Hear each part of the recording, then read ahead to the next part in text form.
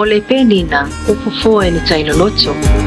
E loto lotoi i le nanamo o le fingota ma le fafati o auma o le vasa. Ai po ina mai ai le matamofie taupuni.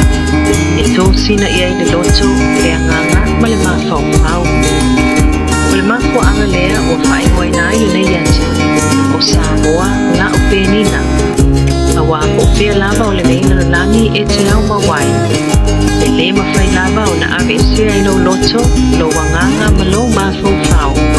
Le matamofie o lau Samoa, na e soifua ma o la hai. O le nei ata o le whaawa wina wa tata wata i bei o le whaasala mai. My beautiful Savaii mai island of Upolu. O ato whaatasi ai wawau ma mataaga ma le tele wae na matamofie. Ua avea i bea Samoa ma Penina o le Pasifika. Whaingoina le nei ata o Samoa la o Penina. Simaia le maimoa.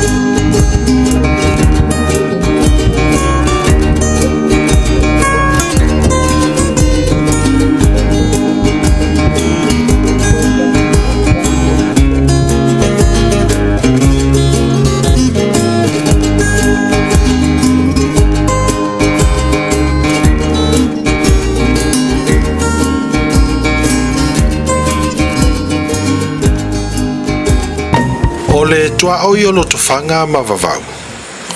O lo iai le mataaga le nei wa whaingoina. O le tosua ma le tole sua. E mulia ina ave lau sila i le tosua ma le tole sua. Ai ua manatu. Sei e maimoa mua lava. I vainga matango fie o lo iai totonu o le whanua le nei. I ona la au faatalanoaga ma le lau siusi. E au maia le fie i le loto. Ma mawai le tino se malolonga i so se taimi. E a ai le nei no fuanga.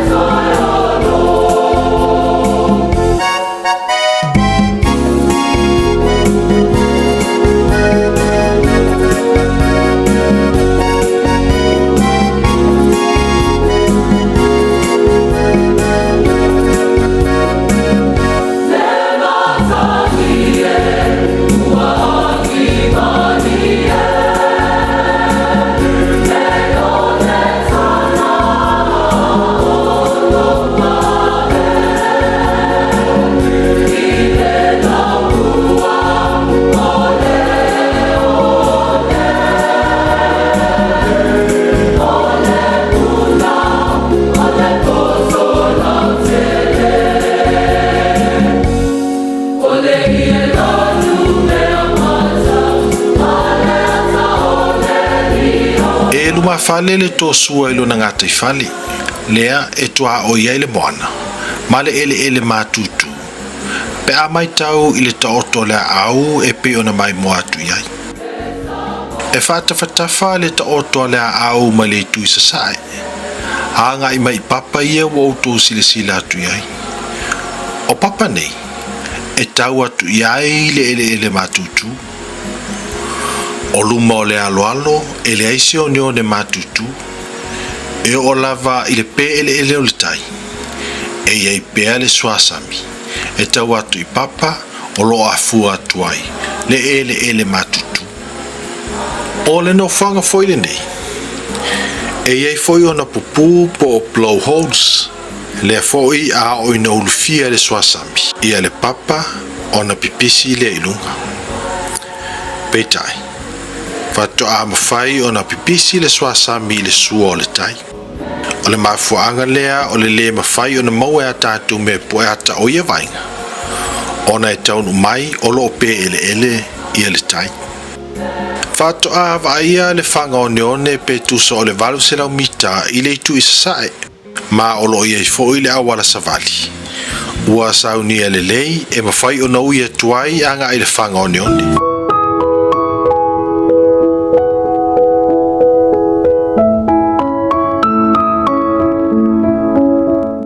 I le itu isi. E i loa le leia toi lava le taatia mai o le motu o vini. I ngā totonu o lalo manu. Ai o se vainga le nai papa malaulot. O lo toa i haile swasami. O le mea moni. O ni vainga e mata ngō fiatele le maimoa. O se tasi le nei o vainga. O le a ave fo i mamata anga faapopo. I totonu o le whanua le nei. O le tunga mau le nei. O le fionga i le masiofo. Tofa i ala uru fitaui mo le mau mita a whamuli no ure lua. O le sa tau seli i le uluai pāle mia o le malo tututasi o Samoa. Le fionga i a mita a whawhia me muli no ure lua. O se tina i longa lana tautua i le atu. O se tina maa i le ngā. Sa iai le sosia o le atua i tali ni e tele. Sa mawhai o na maua se mawhitanga mawhana maia. Ao avea mo koni sulo le malosa i au kilami. Wa whai langi le fola. Maua lango mau i nei. Whawhisa ngā i malangata i whaka. I le tu si sifo o le tō sua.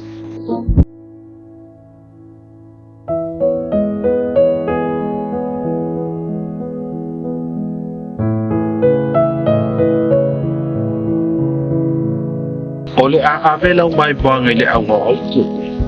Po o le mataanga autu tonu o le whanua le ne. O le tō sua, ma le tō le sua. O le a e mai mō i le tō sua. O se o ngā ele ua tō isi o kia e papa. Ai o lona li. E sua i le suasami. E faapea o no mai le suasami i nei. Me ane e ova ma le lua se lau mita le mamao le tōsua ma le sapi. Inisi o mau e faapea. O tonu le tōsua sa tau ai le valo. O le valo e suenga le tātou portala. O le vaanea e malangai e tu le whao sawani. I tuku ta foe pe a whonoa le paepae oli.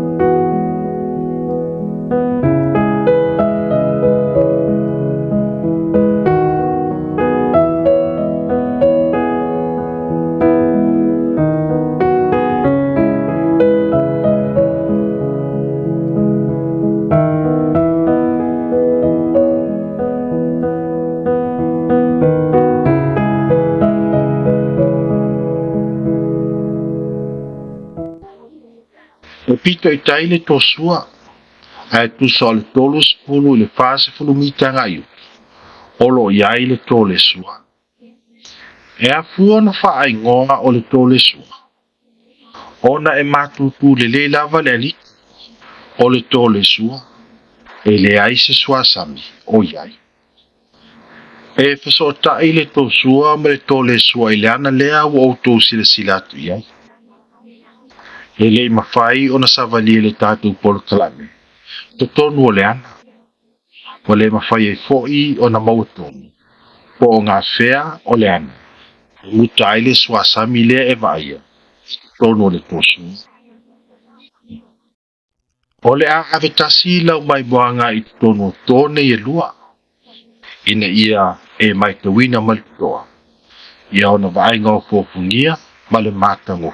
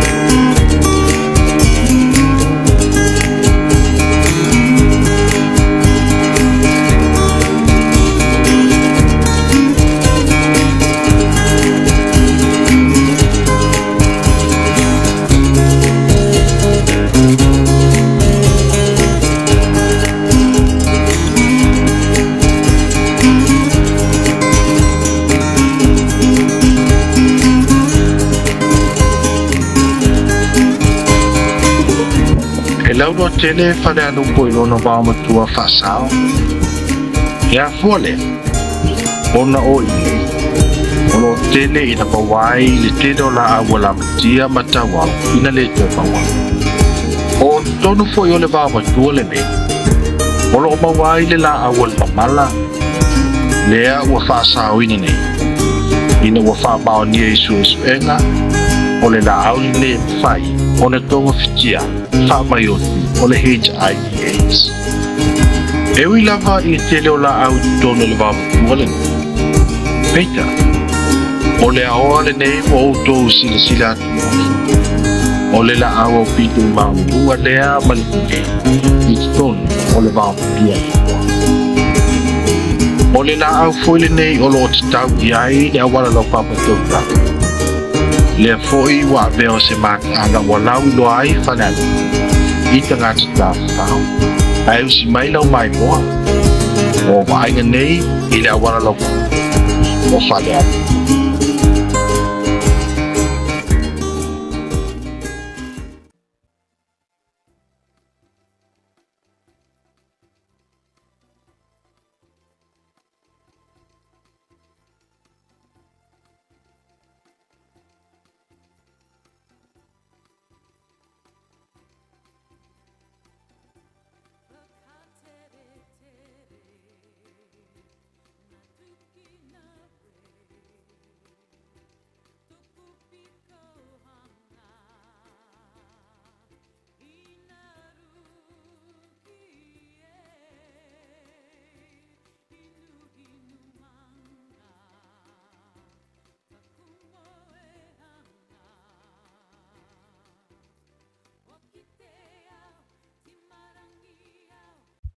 O te awa pito I tili o na mawalunga lenei leo lo umpawa nga iai le tasi vaenga o le awala tamane lenei I lunga o tumutumu o la au. E kung nga palipa vaenga o vai iai ia a te whae ko e le whaatoa ni o ia. Ai o le whakata i tonu leo o kure ko e le tātu o le lane. Ai tua tui nei ma e te hai atu leo au taka. E te maimoa atu le mātu o ki o le wau tua ma le whaatao le mea ki wanga. Lalo atu lo i tau le nei. Leo lo iai le awa ni kapani. Ia e mei o na maimoa mai iai le tātu watu le nei. E nā tu anga o Faleale.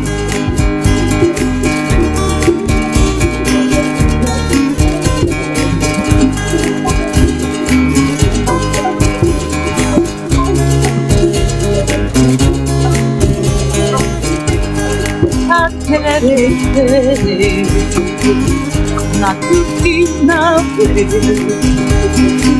Topo pito hanga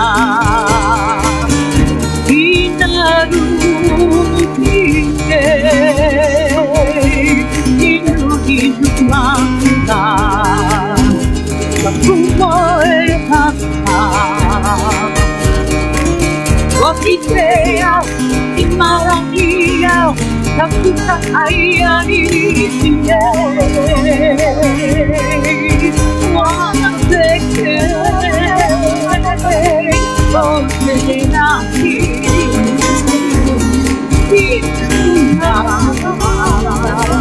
It's a putarina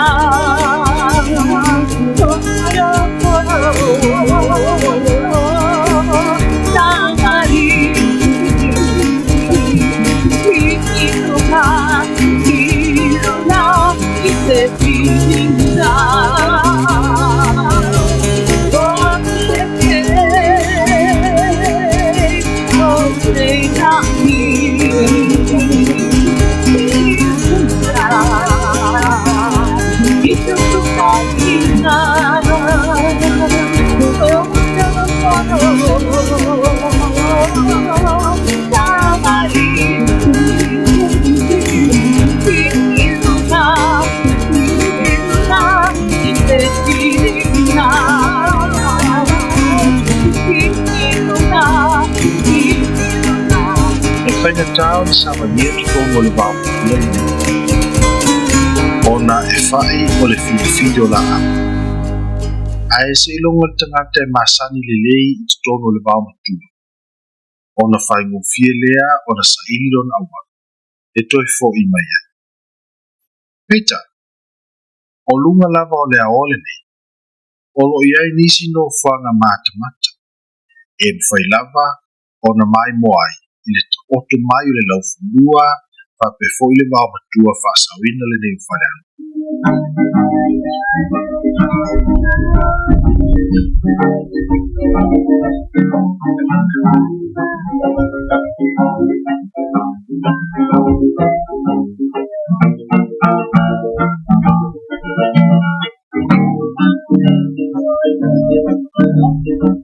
I le vaenga leo lo ia nei le awala lau papa tauta. E lua isi no whanga mata. O lo o ilumatu.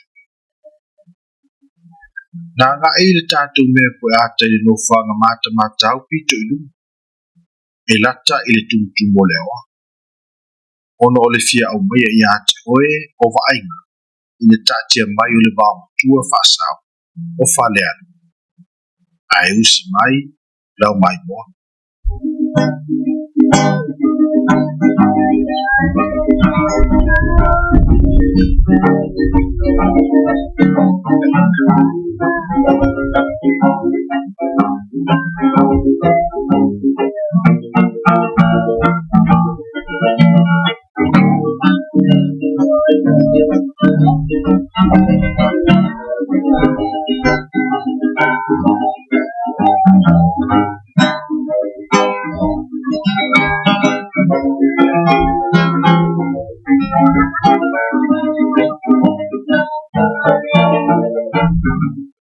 O le isi tū o lo whaafesanga I le lei mamaunga.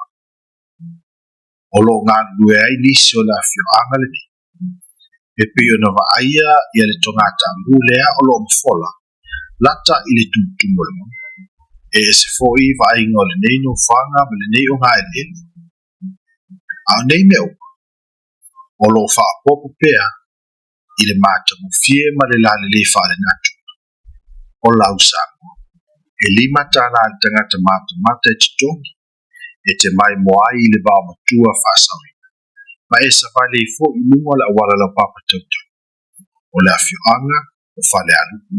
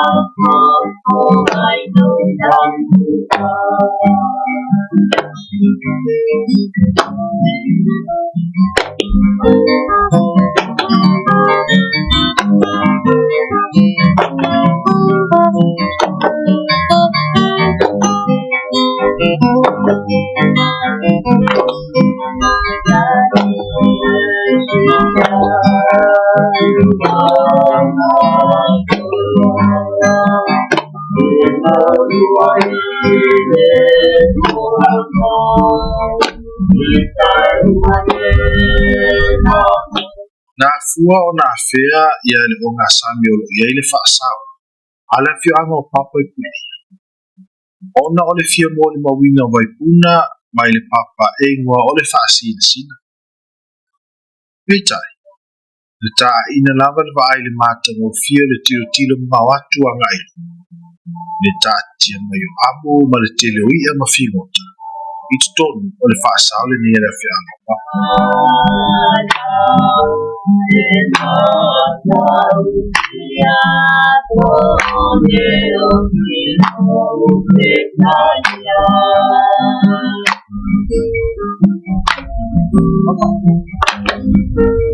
E whaafisanga I tonu lava le whaasau.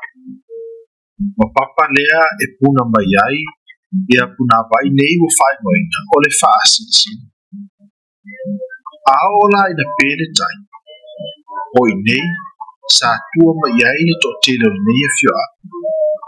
E avatuai se vai malu sua mangalo ma tofoni. Awale tau singo ai. Aole I tusoina le vai pepa. E pio nei ai, iaso. Ao o I le sua le tai.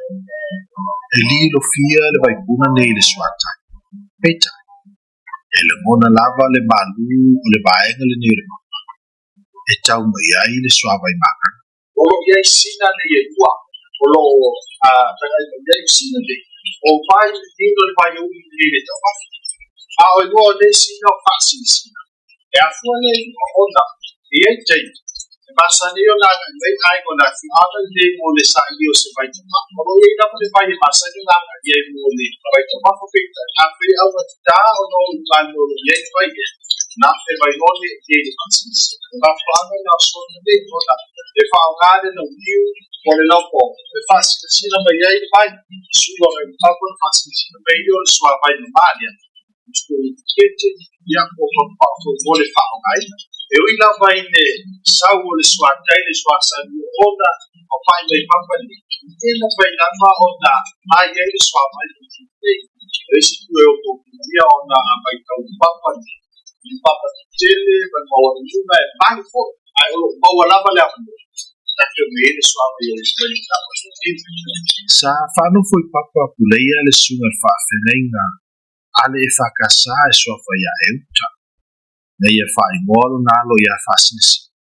e whaamanatu ai vai nei. I lunga tonu lava o papa nei o lo iai le whaasisi. O lo o lango maua e fo i whioi, le suafa whaumuinare tukufi. I te tono o papa.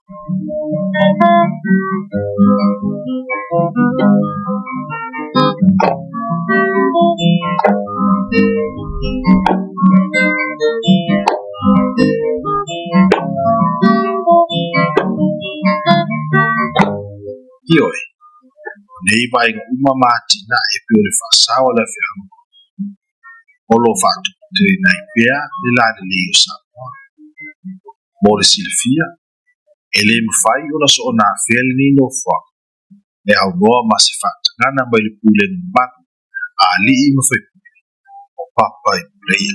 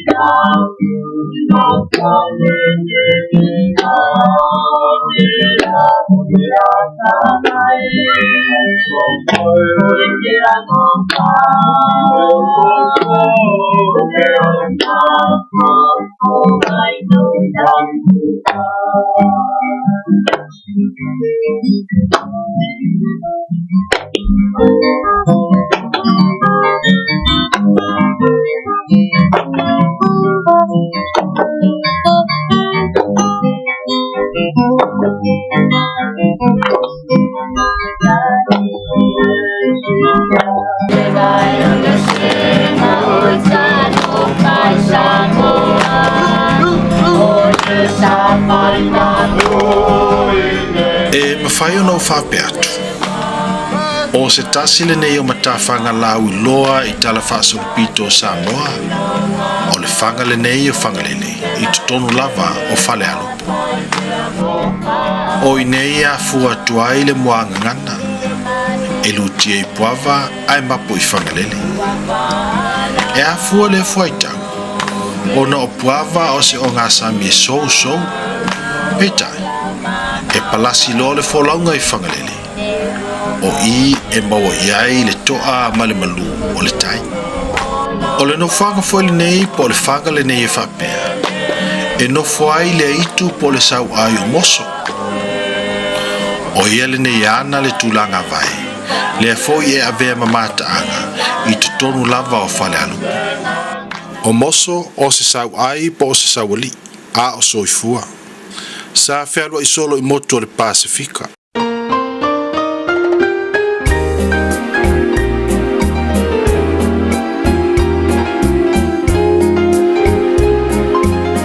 O le tūlanga vai le o tō sila mai ai. O le vai tau lea o le ito Moso.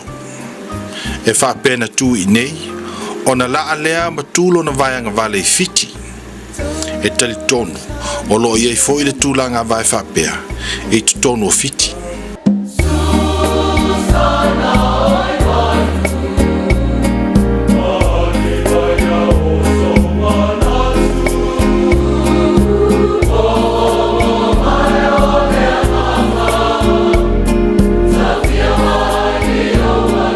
Ale papa lea o autou sila atu iai.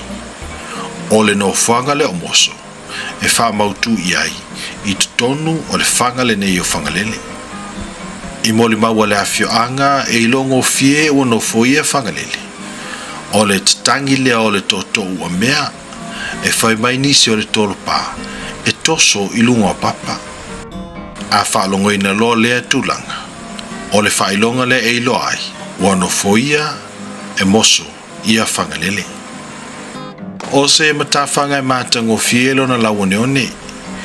E iei foi ona papa mala au paolo e mapu iai le vevelo le aso. E mawhai foi ona whangotaina lona o ngā sambi. A e lelei lava ona whesota I pia ia li mawhai pule o Falealupo.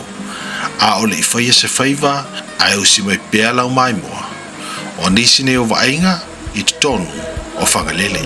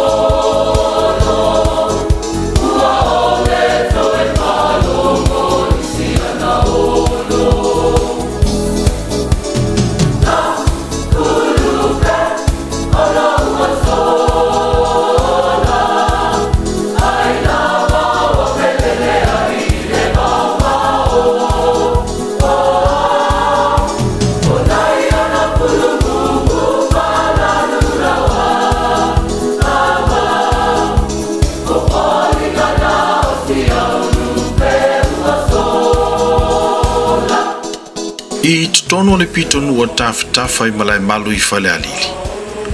O lo iai le vai lenei wa ingoa, o le Vaiula. I tala o le vavau e lasi o na faatalanoaga. Peitai, o le mau lenei na tuina mai e le ainga ana le whanua, o lo iai le Vaiula. Mai faapea. Sa alu le malanga le mali e tomlo na atali I manua. E le taimi o le alofi, na masalo mea e le alo mai le tua, o le awa tauti alona tama, ua wha o ona le tui manua. O le mafuanga lea na sofa I le tama le alofi, mai e tau mawhaina le ipu awa alona tama. E faapea le tala na maliwa I lava le li, ina ua maea o na e tau mawhaina le ipu awa.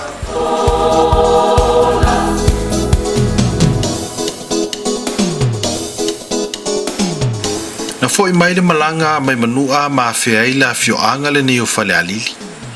Ona si mai le o le tama ma faalano. I totonu o le vai lenei.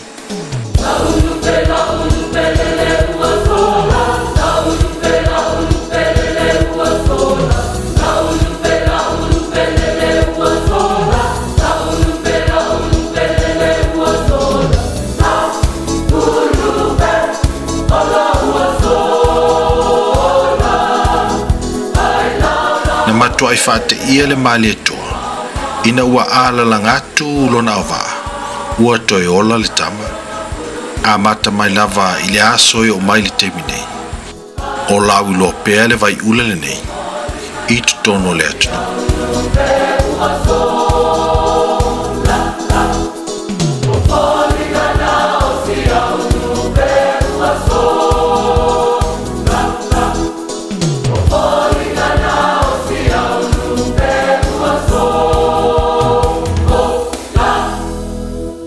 O le vai lenei e pe o se whātau fōsi pea e vai iai.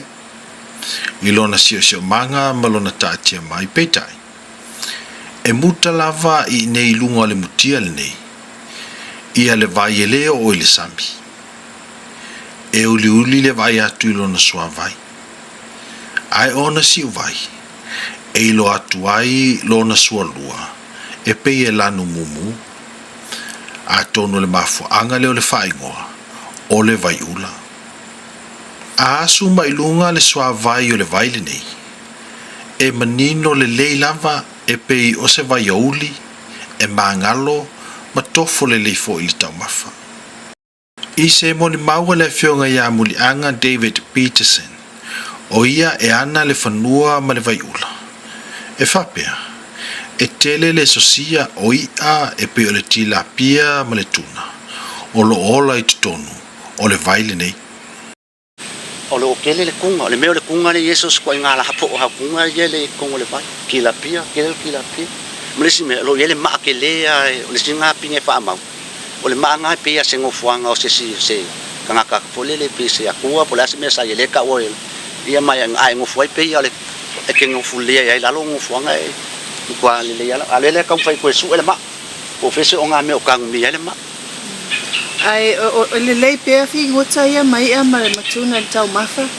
ia o le la o lo ko ke le ai lo mai mai fa ngoi mo ya ke o le songa fai wa e ka kala lo le fa ngoa ia bole ma se me ko e a lo so se kai me sa ska ka mga o mi e at fu ia me mga o ia O lo o tama fai foi le fionga ia mulianga. E pui ai a mola faale si manga po le wildlife. E ala lea i le fuafua tatau. O le whangotei ne tangata. O ia matuna. O lo ola i totonu le vai. Mo le fonga tau mafa. O le ngō foi lea o lo whae ngoai le mataaga po beach fales. Ai le fionga ia mulianga. Lea foi o lo ngā solo mai ai le tōtele o tangata Tafatafa. Ona o le matango fio lo no nione ma le saunga le muolo na ngata I fale. Mo ta elenga. Ai usi maila o maimoa. O Savaii lenei I le Vaiula beach fales.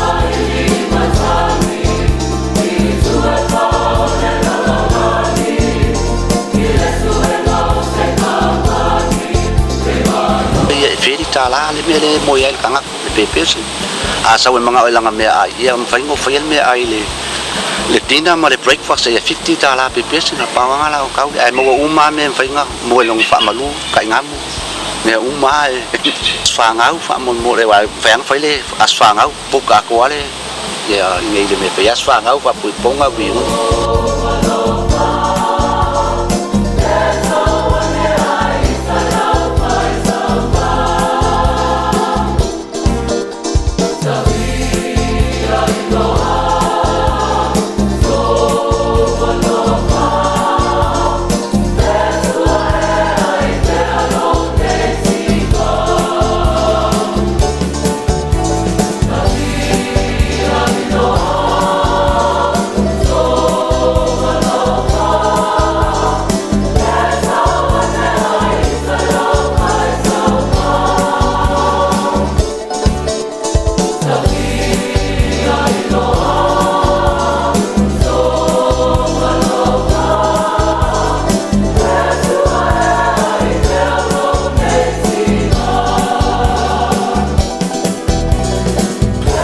tonu fo la fio anga le ni Tafatafa o lo iai le ni fili e a fo na fa ngo le ni fili ona o la ni o le ni le nei e fili ona I u la ni ma e tal tonu nisi o le ni au pito I matua le nei I totonu o Samoa peitai wana o ni mau e le o fa mau nia ai ole tulanga ese e winga I le niu le nei e pe ona fai atu ona I ulau niu e fili tai faafolinga ole fili ngose atu ia ai le pea ona usimu iai lau mai to.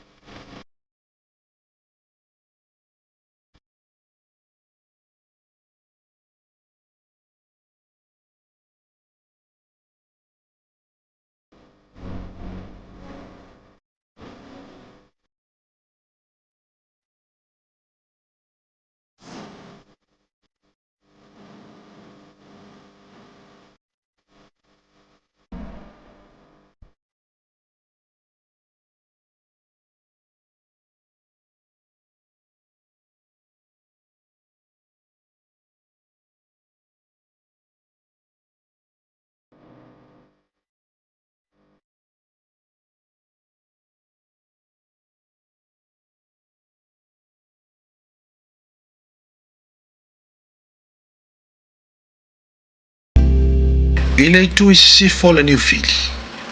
O lo i ai le tolo e whaingoina, o le tolo ngenge le Savaii. E longo a foi tala o ngenge a meise o ana tong fiti. E pu e ai o na fili e ala le whaongaini, o lo na upenga whangonta. O le whaaputunga maa leo o tautan e atu. E whapua, o itu mai le atua le patea, nao mai e tofo ngenge, peitai. Mano kumalava i upenga o ngenge, mali upa ai, pei ono tosi sila i whaaputunga maa. Lo tolo foi nge, o iei tia o lo langa mawai nge, e o mai lava le nge.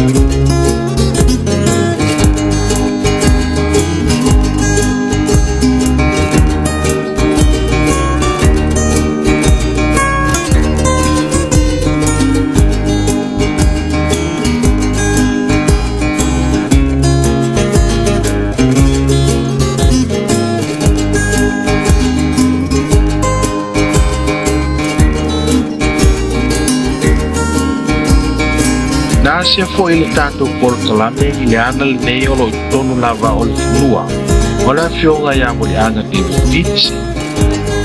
Ele mfai o na matou Savaii totonu la. Ona ua tonu mai.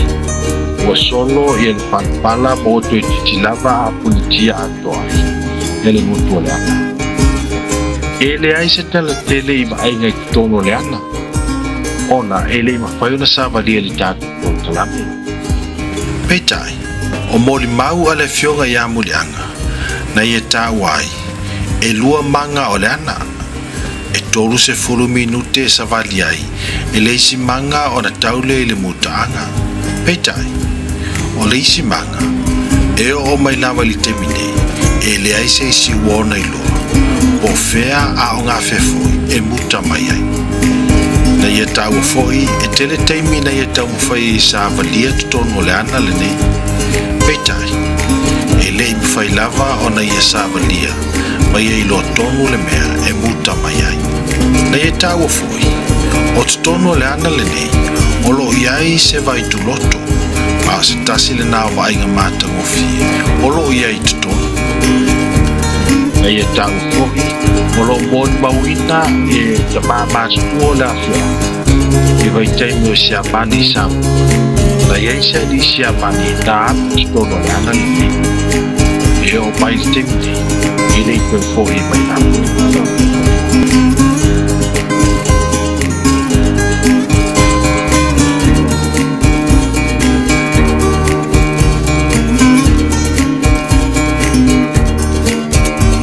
I le mai te watu i faatalanoaga muli.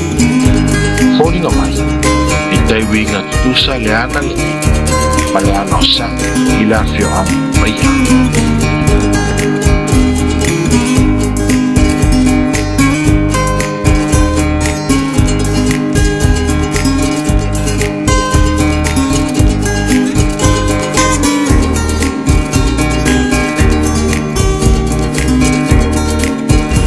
Tono la fe anga ngā taiwai. O lo i ai le matawhanga uliuli. E ese foi le vaenga i le nei matawhanga whaatusa i le tele o matawhanga. Ena malanu auro, leo neone. E le eise tala wha Samoa e fesotai. Ma le mafuanga o le uliuli o leo neone o le matawhanga le nei.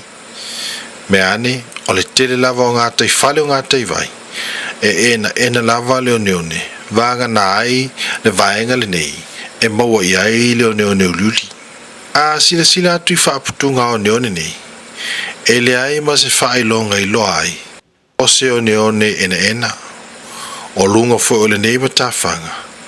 E pae ai le maa mole o maalaiti. Ma maala poa e au ngā i le teu whanua. O se no whanga o lo ngā solo ma i ai ta elenga matawhanga e kalesia. Faapea a inga matangata lautele. A wafo i ele aise tutongi. Ai maua le matawhanga lelei ma le swatai. Mo ta elenga. E telefo i awa noa mo papa kiu i lalo niu. Ai usi mai le maimoa. O la se i moli atupea le tele unisi vainga. I totonu o le matawhanga uliuli. I la fio anga o ngā taivai.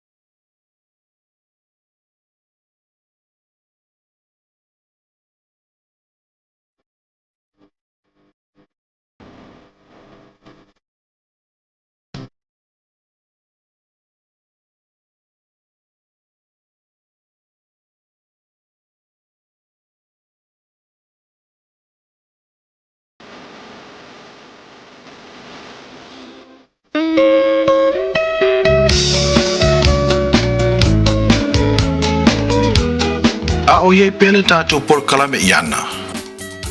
O le a ave lau maimoa i le ana lenei, wa whaingoina o Analega.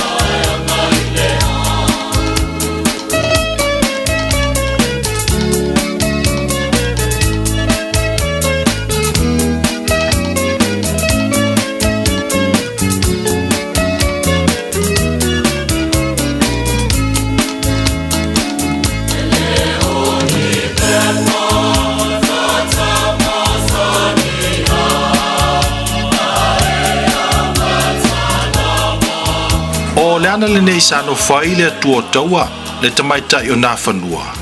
Ai na mafua o na whaingoa o Analega.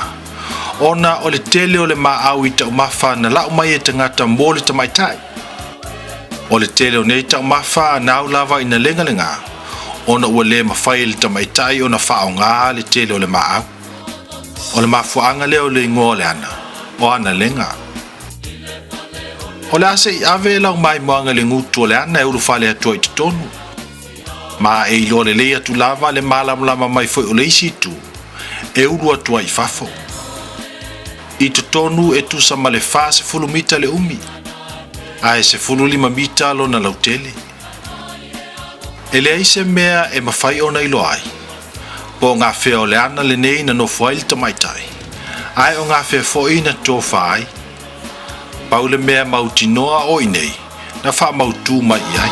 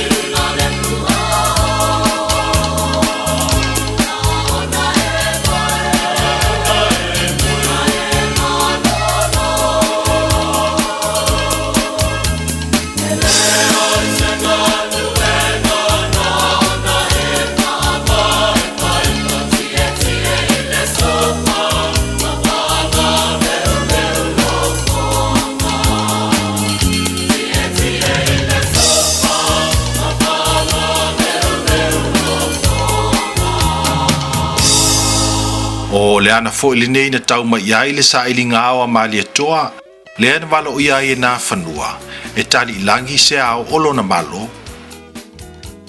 O le ana fo lenei olo tele ina tā ua pe a whaapoi pa ia o Samoa, e faapea. O pa ia o Samoa e a mata mai saua se ia pa ia Analega. E le aini vainga mata ngofie tele o iai totonu o le nei no whanga. E peisa i olo na mata ngofie. O lona talaaga ma le tautau o le tamaitai o nā whanua sa au mauai i nei. O le ana lenei o lo totonu lava i totonu o le malumalu katoliko i Falealupo uta. Ai usi mai lau maimoa. Inisi o vaenga i totonu le ana. Malona si o se o manga. Ia faapea foi se vaenga i la fioanga o Falealupo uta.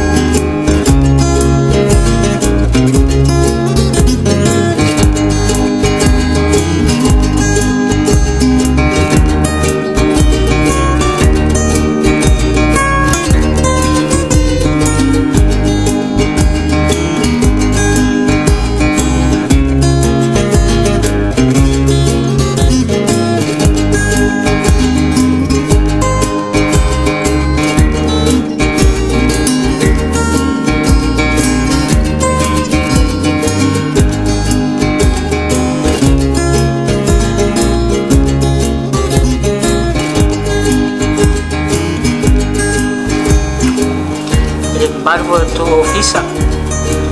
Ya denga ka foi dia te fakalo fa foi ko foi so maku anga gei. Ya mese foi ka ko mu. Ya ro wo le langi taulang la fanga samoni. Siliona e faalawiloa le atunuu e lelei lava ona faalawiloa mai lava e oi lava ia pe faamaonia ua maea ona tafo isi tatau. Kaila mosili e sao ua maea lau kakau ia le kufunga sa o ka ai o sua keri. Whaiona e whaelua mai po o le ase se naunau ta inga sa ia te oe o le ale mafuanga ua e naunau ai e sa ia iso naunau ta inga i le tūlanga fwele le malo le tamaitai ai o le a fwele mafuanga na e filifilia ua mafua ai o na tālau te tau. Ia whaftaia mosili o lau whea rua ia kufoi le mule vaipua sa whaua e se tamaitai. Salasa ia te au se langona na ua o kilo foi langa manu. Sa o iei la lo ngau ka inga. E ka sa umaru faapea pe o le foi ka maika. E ese foi ka ngau langa maru i kua i o ngā kua vai. Pe ia le vai o le di. E pe o lo ngau ka inga ngā sa umanga o e ka faapea.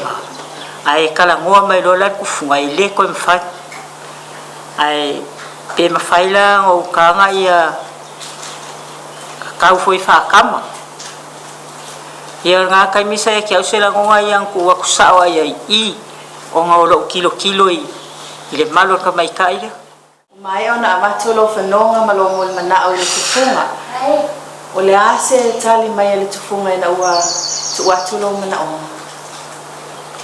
Sa ioi mai lole le kufunga wale lei. Wafoi o ia langa fsini me kia upo ke mwhai. Ia o whaiak lole ia i wale lei. Tonu lama le tausanga le sa faatalanoaga le ngaluenga mo lau tatau. O le kasi le fe iwa se lau iwa ko. Ila fio anga lama le o vaipua. Ina ua maea ona ioe mele tufunga o talia lau whanonga ia o te talitonu sa iele taimi sa tāpena iai oe. Whaamata ele i toi o ane se langona fo ilea i toi solomuli ai lau mole manao le tu watu tufunga mo le tatau. Whawhekaia mo le sili. Ia sa makalangoa markufunga i le aso mua. Ai o le aso ngā soa. O le aso ala ngā mako kakai. Kusala ele iai se umi hoile le faapea o se kala mai al kufunga e kia. Kusala sa ia kia wangi la ngonga fuinga e ke fia ai ngā wau lole la ka wo. Pe il karia kunga le fsi. Whaftai o le ala ua iloa sa e fia sa le se langona fuile ni toi o aia te oe toi solomuli. Ai ele o se fefe ia te oe awa ele fai ngō fia na ngā luenga mai to a tele fo inisi o tāmatane tu lo. Ele i ea lenei ngā luenga te le ona e fai ngata. E mawhai ona e whai loa mai. Ele langona se langona fefe ia te oe o sa uni atu le aso na so oai mo lau te tā. Ke loa e se fefe sa ia kia. Ai whakauroa o ia kia ule langonga fefe. Inga ua umale so mua o rau ka. Tātale noa le aso mua la lea. Ina ua pai atu le au ma le tūlanga fo le tufunga ua amata ngā luenga i le tā mua lava e lau tino. O le ase langona na oa ea te oe whaamatala mai mole sila fio le tātua tino. Sa ia kia usila ngonga ua pala ai. Ba esa siri esa whaila ukala. Anga o loa ke re ka. E ti ngā? E ki ngā. O le asa mua la leo ngā luenga. O le a le vaenga o lo tino na mua o na amata o na tālau te tau. O lo vai. Ai tatele i se e tele atu i le taimi leo a amata ina lau ngā luenga. E mawhai una e sao noa le langi o le a se tali mai a se o a inga poto e me se foi o na iau tua a i taimi lea ua matailaga le pesa e whaeloa atu po ia lato la se fōlinga po ia na o lato tali mai ia te oi. Io lau kakau, e le iloa e o mākua. Kusa e kālau kaulengi usila o mākua. Ia ngā le usolo ki ngā sa mako iengi, malang kama. Whako ālongo mai huela iai, i ngā ua uma kāle somo mua. Iei se mafuanga au tū, na una ia i pea oe e ui ina o le sa e whaeloa mai na langona lau fefe lea somo mua ua ti ngā. O lea se mafuanga, ma whaeona e whaeloa mai se mafuanga lawa ia ti oe lawa ia sa una ina e whaawau pea o lau tatau ia mahe alelei. Kusa ngā langa o ngau ai ia kāla o kakau. O ngā sa kalangoa mai ia le kufunga. E mga o mia e sulu apengi ngā kenye awe langa malanga ia iloma. Langa sulu ape iloma. Peila o mea ngā le ngau ai ia le kufunga. E kā e sa o kakau faapea. Sa ia iso langona popole. Ne i whai tio tangata wa pela wana e silafia. Pela wana whaailoa e le aise tamaitai mua ua iaisa na tatau ai pei o le tūpā lawa o lii o lo la eina lenei mea sina Samoa. Sa iaise tūlanga popole ia te oe ne i whai tio tangata ne i upuia oe pe ai se ale mafuanga o e filifili ai le la eina o sau tatau. Kaya morifisili. Kusa saya salengi langonga fapenga saya kupumaya kaika. O ngā oro pawale langonga saya kia. Foile le ia au ia uma. O le ale umina whanga solo ele taina o lau tatau. Ai po le afo i se vaenga patino lava o lau tino na matua i sirio na e lomo i aile tinga. Kusa o ke loa e lua vai aso sa kaila kukak. Ai o lo ukuli sa piko sidia ngo ki ngai ile fa umanga o kakau ile aso e samai loa sa fa ko lo nga wo ki ngai kalunga o kai ilo ukuli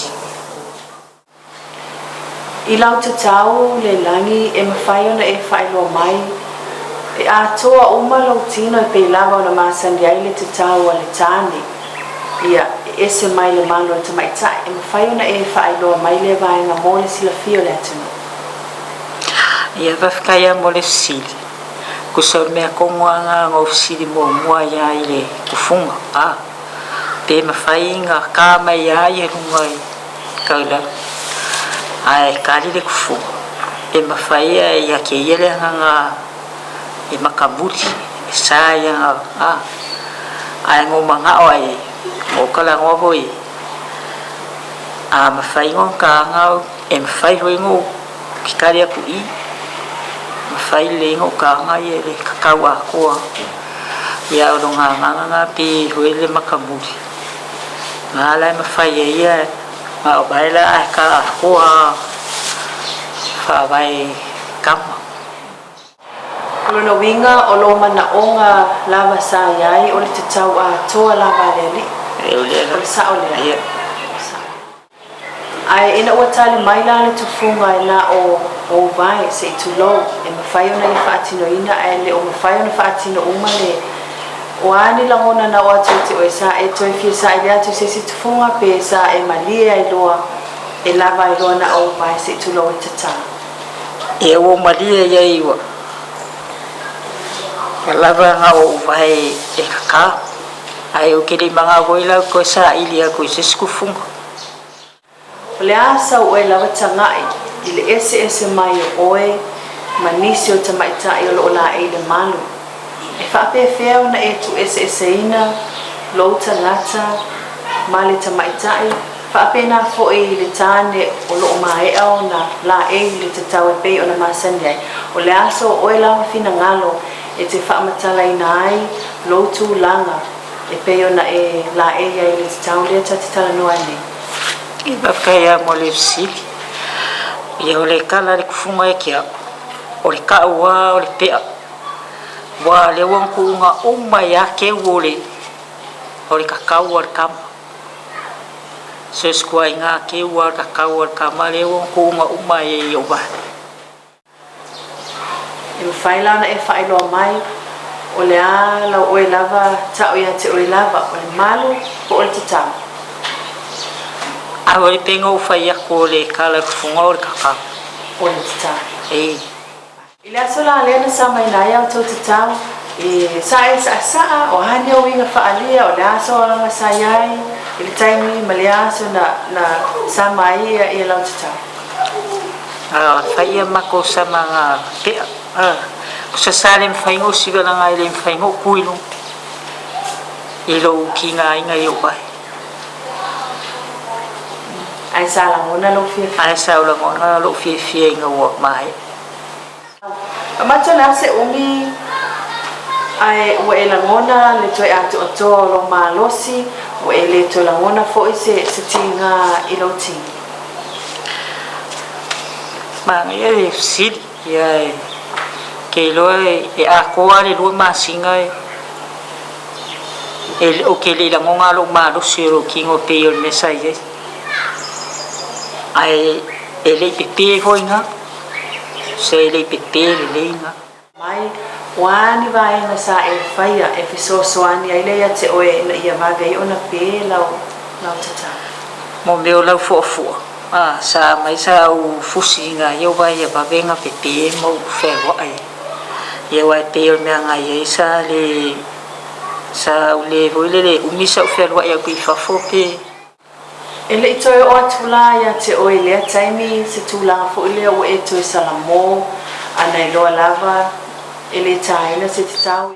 Nga pau ale langonga sa e kia sa u nga fo e babe nga pi ai sa e kia fo ele langonga nga i loa au ke le ka pe ole kare ko nga le siki ina ua maea ua pela o te tau o matangofie o le asia sa mua o le a fo isi taimi mua sa e whaali atu lau ainga o a wo manisi fo o ani la tau langona na whaali o tonu lava sa yeise si sa ono a yeise manatu fo le faapea o le ane mafu anga o e anuai te tau a le o se man se e whaelo mai pia mo le sila fio o le tanto atu manga ia fo ele si sa o le si ke lo sa yeise akan makwa inga sa le fia ai sa ye foi sa kan ma sala ngolango ila ka ye pe ngo fa ya kumo mo o ke ka la ni sila ya o maku pe la sa mai voi la le fie o maku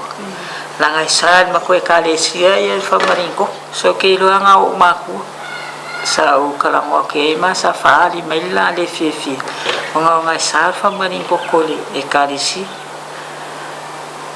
ai ale le si vai ya le sila va ngal makwa inga sa le faingo kala ngola ye le kul pe anga o makua ye le mo ke mafuka ona ole fia manino atili pe tanto proclame e mesele sila mai mo tanto watunu ule langi i totonu lava o lolo toi fale ma se o ainga ia mapoto putonga lo ainga poto ni ne fai fo e per masa le tanto watunu o ane auto mani awanga masani ona fai e te whaatau ai lau te tau pe ona la e ai oi.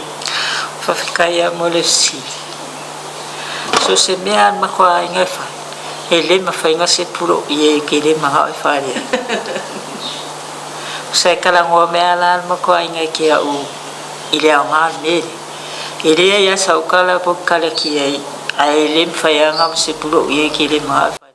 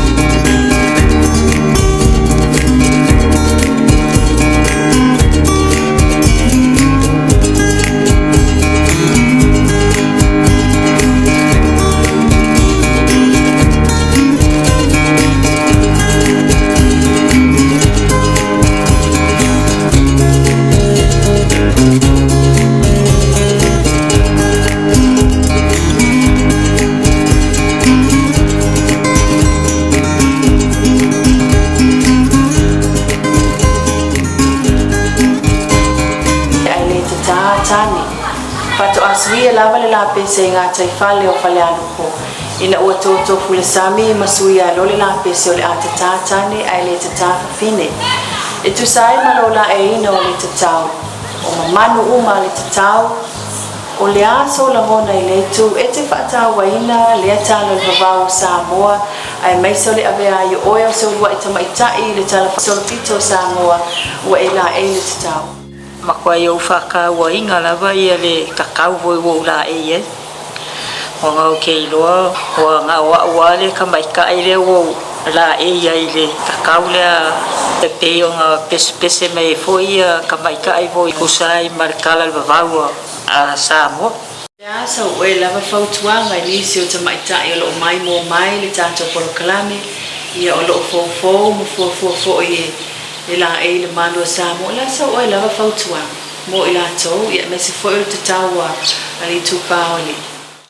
Ia whaia ia se ka maika i voi le lenga ke fia la e inga voi ia le kaua Samoa. Ia a whaia nga ke mawhaia ia aru e kāsau ka. Ia le langi o te avele neva noa o te momoli atu waile langa whaatai tele le tātou polokalame tūsai ma le whaamno ina o taimi. Ia e mese fo le whaatanga ina o le tātou polokalame faatalanoaga ma whaeloa mai fo i sofina ngalo e tūsai ma le tātou mta upepe o le faatalanoaga ina. Ia ai o le avatu ia le neva noa e tu ina mai a sofina ngalo whaeu. Ia mani alo whaanga fo ina iau a inga o lo ia tunu o mamao mane ia tunu ia o na whaamai aile o le tātou polokalame. Ia whawhikai ak fo i lawa le mamalo ko ofisa ia e kusai voi ma le awangoa maka ngofie ua umaua fo ia ua waisa ilu kalo e maua se awangoa whapengei ia ua wako e voi ngei por kalame voi whafu ia e mumole ako e voi alo whaanga voi kuangange voi maka i kouruam whaanga olo au mau whafu iau kilangi. Ia fai foi wa ia se upu voi ele kala fea ngai voi le whaafonga fo ia whamangalo mai voi le au aunga kai lawa Samoa lau maimoa mai le mafua anga lenei nai loa o le tanga o le tatau i Samoa o le malanga a te ine to alua na fe au si mai fiti i le Masaloloa Lala au mai ai o le ato au Masia la pese tutu mau Fai mai e tata o fafine ai le tata o tane Ai ole ala na tata i tane Ina wasesesi ala pese Taunu uinga tayo Falealupo Ua vaayai ole faisua ua tele Toto fuailea o fafine Ma ua suia isi ala pese Fai mai e tata o tane ai le tata o fafine